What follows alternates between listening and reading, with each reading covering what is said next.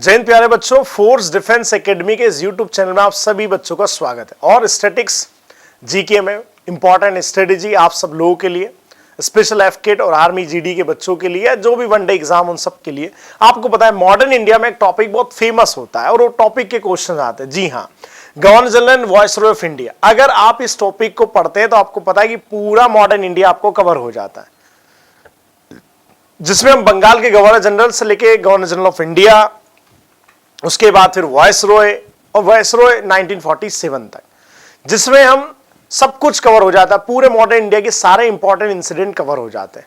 तो ये लेक्चर बहुत ध्यान सुनना, क्योंकि मॉडर्न इंडिया का रिवीजन अगर करना है तो इस टॉपिक को जरूर आपको सुनना पड़ेगा, क्योंकि इनके समय ये सारे इंसिडेंट हुए भारत में, जब जब ये गवर्नर जनरल और ये रहे। ठीक है, तो देखते हैं। सबसे पहले शुरू करते हैं बच्चों।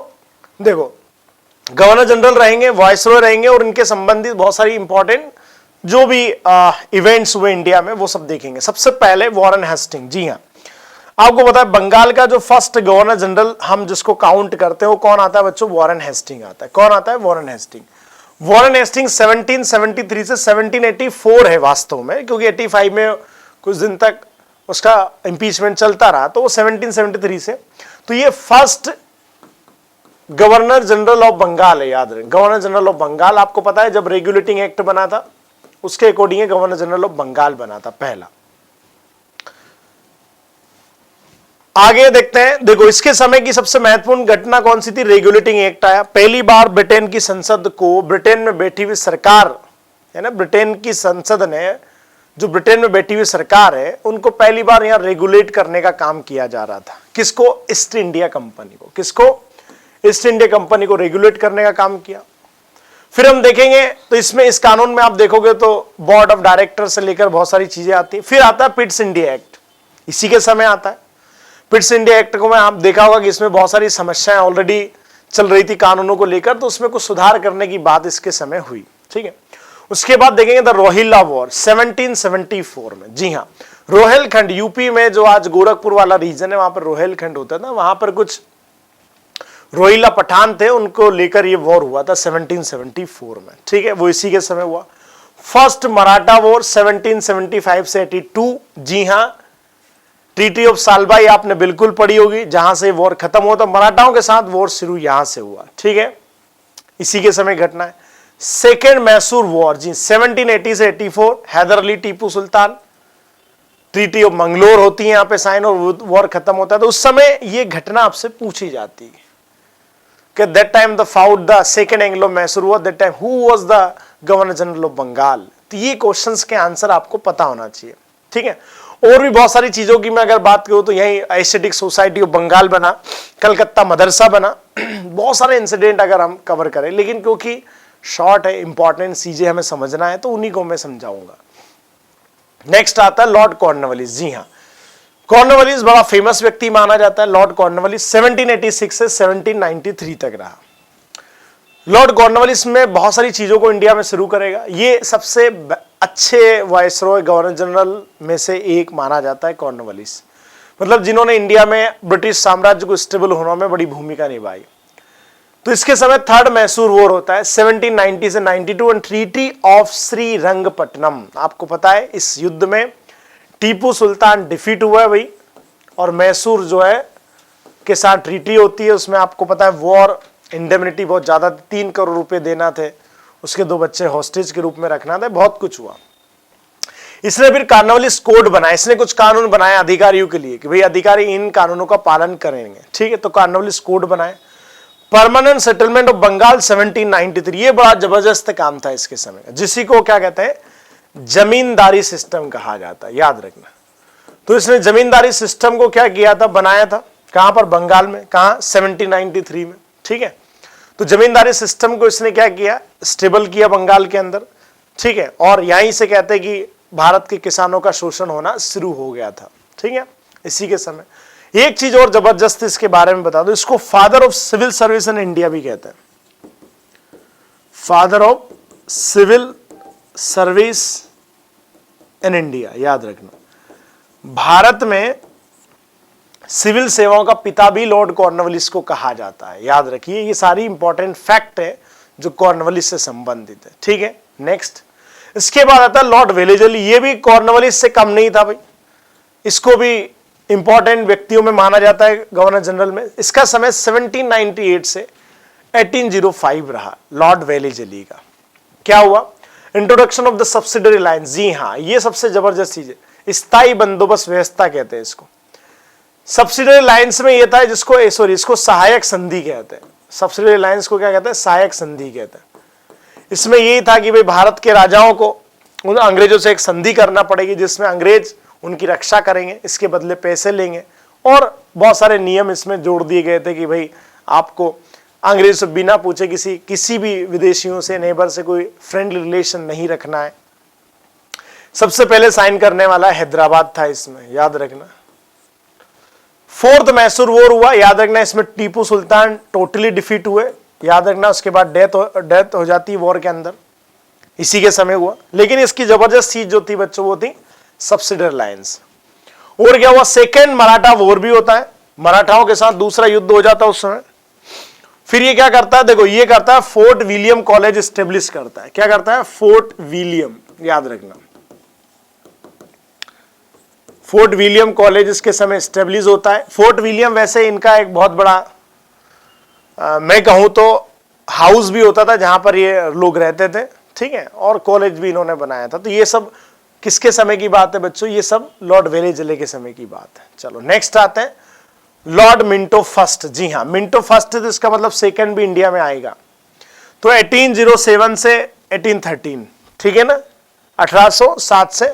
अब इसमें देखो ये 5 तक है, लेकिन यह बीच में एक साल गायब है, तो एक साल सर जॉन नेपियर को या शायद बीच में बनाया गया था, ठीक है। क्या हुआ इनके समय? इनके समय जो सबसे महत्वपूर्ण इंसिडेंट है treaty of Amritsar with Ranjit Singh, याद रखना। 1809 में पंजाब के राजा रंजीत सिंह के साथ अंग्रेजों ने ट्रीटी ऑफ अमृतसर कर ली थी। और अगर आप देखें तो और भी इंसिडेंट यहां पर आए, तो यहां पर आप देखोगे तो फ्री ट्रेड पॉलिसी इंट्रोड्यूस हुई इंडिया में, फ्री ट्रेड पॉलिसी इंडिया में इंट्रोड्यूस हुई। और सबसे अच्छी चीज क्या? चार्टर एक्ट आया था यहां पर, इसी में था चार्टर एक्ट। कौन सा? 1813। ये सेकंड चार्टर आया था जिसमें monopoly of east India company को खत्म कर दिया गया था इसी कानून के अंदर, ठीक है बच्चों। चलो आगे बढ़ते हैं लॉर्ड मिंटो से। फिर आता है लॉर्ड हेस्टिंग आता है। जी हाँ, एक वॉरेन हेस्टिंग अलग है जो बंगाल का पहला गवर्नर जनरल था, ये लॉर्ड हेस्टिंग है। 1813 से 1823 रहे, लगभग 10 साल तक इनके समय ये भारत में गवर्नर जनरल ऑफ बंगाल। अभी गवर्नर जनरल ऑफ बंगाल ही चल रहा है, अभी इंडिया शुरू नहीं हुआ है। क्या क्या होता है? एंग्लो नेपाल वॉर होता है 1814 से 1816 एंड द ट्रीटी ऑफ संगौली, याद रखना।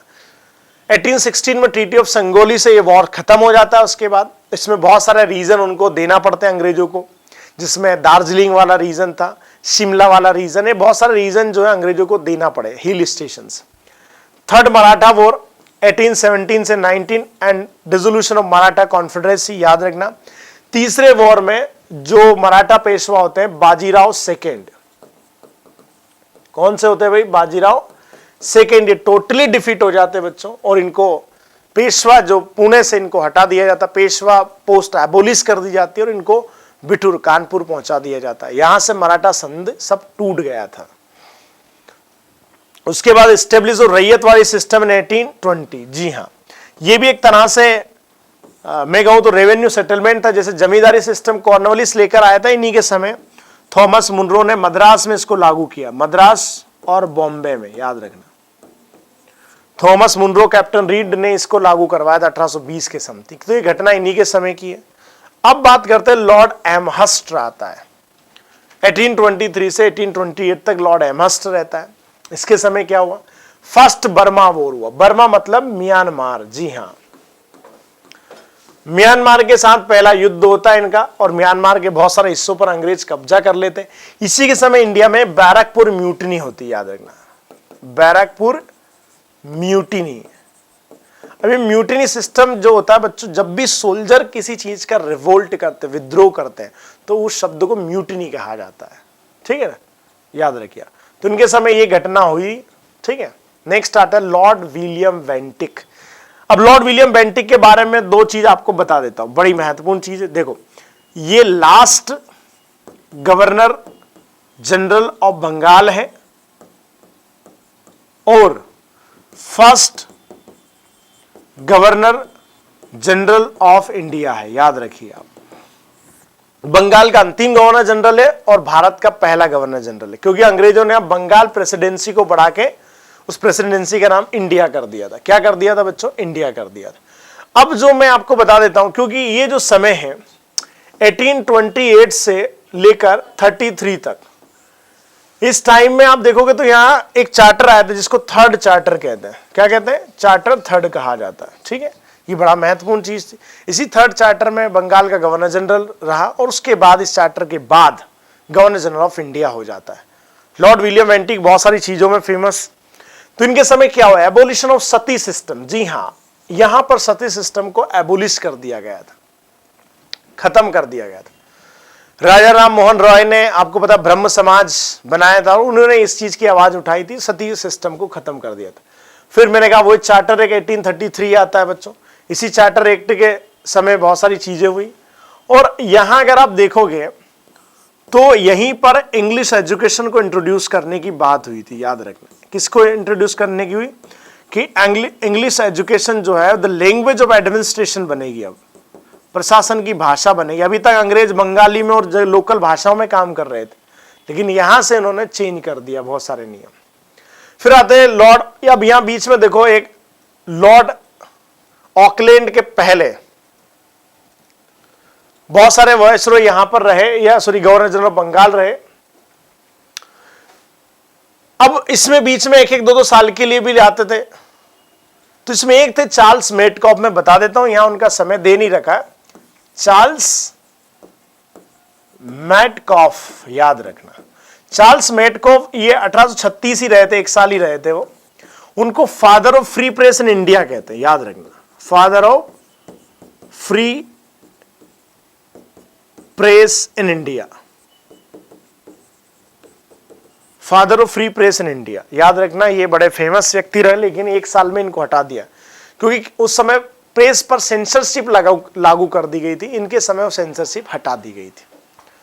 फिर आते हैं ऑकलैंड साहब, आते हैं 1836 से 1842 तक रहते हैं। इनके समय अफगान वॉर होता है। याद रखना, यहां पर एक संधि भी हुई थी, ट्रीपार्टाइट ट्रीटी। कौन सी ट्रीटी होती है? ट्रीपार्टाइट ट्रीटी। इंग्लिश के बीच में, अंग्रेजों के बीच में, रणजीत सिंह जी के बीच में और अफगान रूलर के बीच में। लेकिन फिर भी वॉर हुआ और उसमें अंग्रेज बहुत बुरी तरह कहते हैं नुकसान हुआ, तो लॉर्ड ऑकलैंड को वापस बुला लिया गया था। फिर आते लॉर्ड, बीच में एलन बरो भी आए।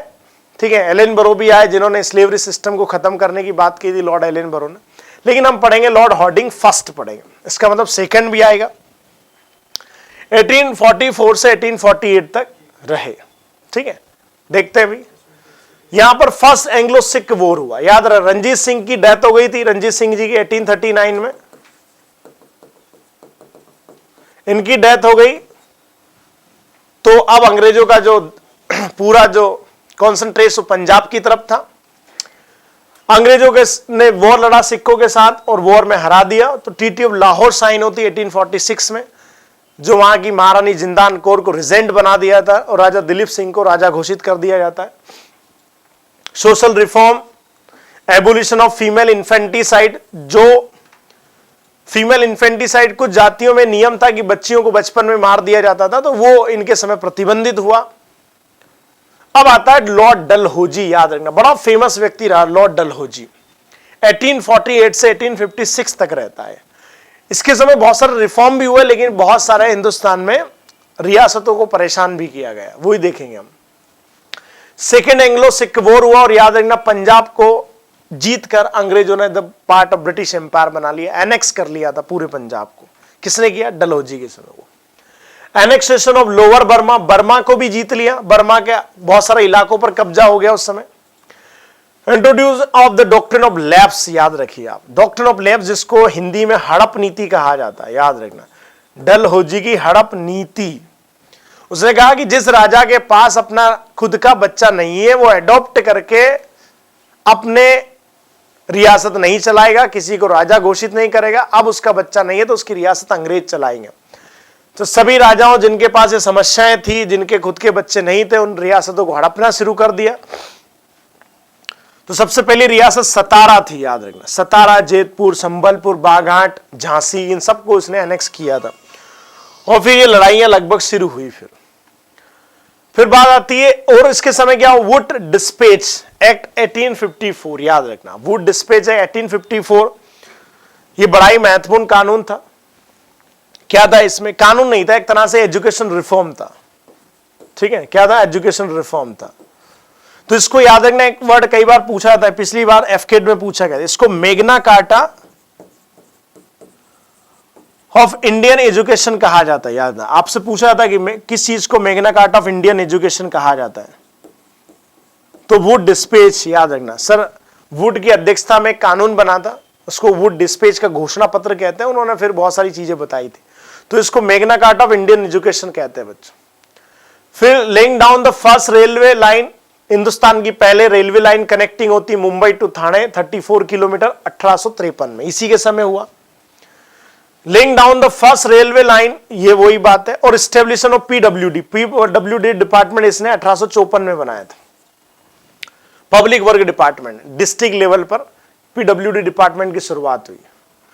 और इसके समय आपने जो सबसे महत्वपूर्ण चीजों में से कई सारी चीजें रही, पोस्ट ऑफिस सिस्टम इसके समय में, यानी पोस्ट टिकट वगैरह जो चलना शुरू, इनका रिफॉर्म किया इसने।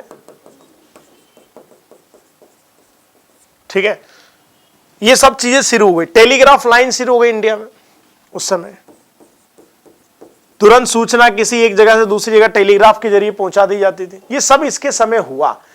लेकिन ये सबसे ज्यादा जो प्रॉब्लम क्रिएट करके गया वो था डॉक्ट्रिन ऑफ लैप्स। और उसके बाद आते हैं लॉर्ड कैनिंग साहब।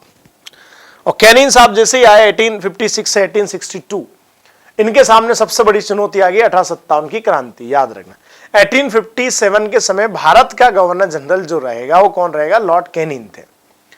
Establishment of 3 university, Calcutta, Bombay and Madras. 1857 में भारत में 3 विश्वविद्यालय बन गए, कलकत्ता, बॉम्बे और मद्रास।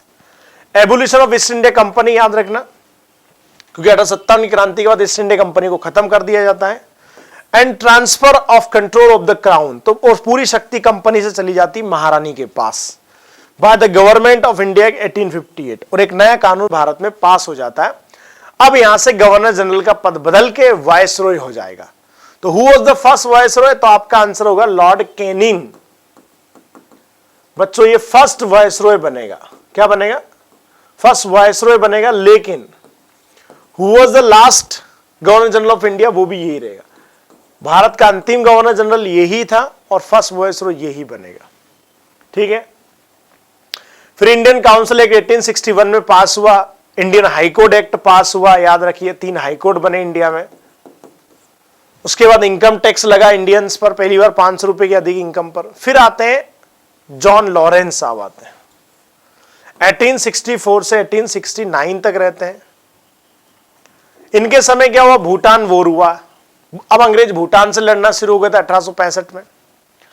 फिर उसके बाद एस्टेब्लिशमेंट ऑफ हाई कोर्ट, मैंने कहा वो 3 हाई कोर्ट बने थे, वो यहां बने थे, कलकत्ता, बॉम्बे एंड मद्रास 1865 में। वैसे तो 1862 में उनकी आधारशिला रख दी गई थी, याद रखना। उसके बाद आता है लॉर्ड लीटन साहब आते हैं। अब इसमें एक चीज मैं बता दूं, इसमें एक आए लॉर्ड मेयो साहब भी है, याद रखना। कौन है भाई, लॉर्ड मेयो है। मैं लॉर्ड मेयो के बारे में बता देता हूं। लॉर्ड मेयो साहब जो है, उन्होंने 2 कॉलेज बनाए थे। एक तो अजमेर में बनाया था, अजमेर में जो कॉलेज था उसका नाम मेयो कॉलेज था, और एक था काठियावाड़ गुजरात में। ये सब पॉलिटिकल एजुकेशन के कॉलेज थे। याद रखना, लॉर्ड मेयो के समय फाइनेंशियल डिसेंट्रलाइजेशन की शुरुआत हुई थी। डिसेंट्रलाइजेशन यानी पैसे का राज्यों के साथ भी बंटवारा होगा। लॉर्ड मेयो के समय फर्स्ट टेम्परेरी सेंसस हुआ था इंडिया का। टेम्परेरी सेंसस का मतलब होता है एक जनगणना करने की कोशिश की गई थी, यहां हुआ था। और लॉर्ड मेयो एक ऐसे व्यक्ति जिनका एसेसिनेशन हुआ इंडिया में, याद रखना। एसेसिनेशन मतलब इनको मार दिया गया था। ये अंडमान निकोबार की यात्रा पर, तो वहां पर अफगान कैदी था शेर अली अफरीदी, उसने इनको चाकू मारकर हत्या कर दी थी। वैसे कई वायसरॉय को मारने की कोशिश की गई लेकिन वो मरे नहीं, याद नहीं। लॉर्ड हॉर्डिंग सेकंड को बम से उड़ाने की कोशिश की जाएगी, लॉर्ड इरविन को रेल के डिब्बे उड़ाने की कोशिश की जाएगी लेकिन वो बच जाते हैं, लेकिन ये जो है मारे गए थे। कौन से? लॉर्ड मेयो, याद रखें। अब हम पढ़ रहे हैं लॉर्ड लीटन को, याद रखना इन फेमस वायसरॉय में से एक है लॉर्ड लीटन। इसका कार्यकाल अगर आप देखोगे तो 76 से 80 तक रहेगा लॉर्ड लीटन। इसके समय वर्नाक्युलर प्रेस एक्ट 1878 लागू कर दिया गया। वर्नाक्युलर प्रेस एक्ट का मतलब सारे न्यूज़पेपर सिर्फ इंग्लिश में छपेंगे। तो एक न्यूज़पेपर था जिसका नाम बड़ा फेमस न्यूज़पेपर भी रहा है, बंगाल पत्रिका, बीपी, ठीक है ना। ये जो पत्रिका रही वहां पर, इस पत्रिका को जिसको अमृत बाजार पत्रिका बोलते, अमृत बाजार पत्रिका एबीपी, ये इसको रातों रात ये बांग्ला से इंग्लिश में छपना शुरू हो गई थी। आर्म्स एक्ट 1878 में पास कर दिया कि कोई भारतीय अब हथियार नहीं रखेंगे अपने पास, और रखेंगे तो लाइसेंस लेना पड़ेगा। सेकेंड अफगान वॉर हुआ, इसी के समय अफगानिस्तान से लड़ाई हुई। उसी समय भारत में क्वीन विक्टोरिया पहली बार आती है, याद रखना। ब्रिटेन की महारानी विक्टोरिया हिंदुस्तान आती है, उनको कैसर हिंद का टाइटल दिया जाता है, जिनको क्वीन एम्प्रेस ऑफ इंडिया के नाम से जाना जाता है, भारत की साम्राज्ञी। फिर उसके अपोजिट लॉर्ड रिपन साहब आते हैं, जो लगभग भारतीयों के हितैषी वायसरॉय में से एक कहे जाते हैं। इनका कार्यकाल 1880 से 84 तक रहता है। इन्होंने वर्नाक्युलर प्रेस एक्ट को आते ही सबसे पहले तो हटा दिया भाई, कि नहीं, जो ऑलरेडी भाई न्यूज़पेपर है उनको अपनी बोलने की आजादी, उनकी जितनी भाषा छापना हो छाप सकते हैं। इनके समय फर्स्ट फैक्ट्री एक्ट आता है, और नियम बनाए जाते हैं कि भाई लोगों के, मजदूरों के काम करने के जो तरीके हैं या उनका जो समय हो कैसा रहेगा, सारी चीजें उनके सुविधाओं को लेकर।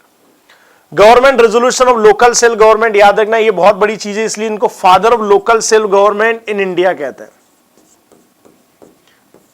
याद रखें, लोकल सेल्फ गवर्नमेंट का पिता कहा जाता है, स्थानीय स्वशासन, याद रखें। लॉर्ड रिपन साहब को, बड़े फेमस व्यक्ति थे। तो कहा कि लोग अपनी खुद की सरकार होना चाहिए, है ना। म्युनिसिपैलिटीज में फिर इलेक्शन वगैरह की शुरुआत यहीं से होती है। इनके समय याद रखना फर्स्ट सिस्टमेटिक, याद रखना यानी नियमित सेंसस की शुरुआत होती है 1881 से, याद रखिए आप। तब से लेकर हर 10 साल में भारत की जनगणना हो रही है, याद रखना।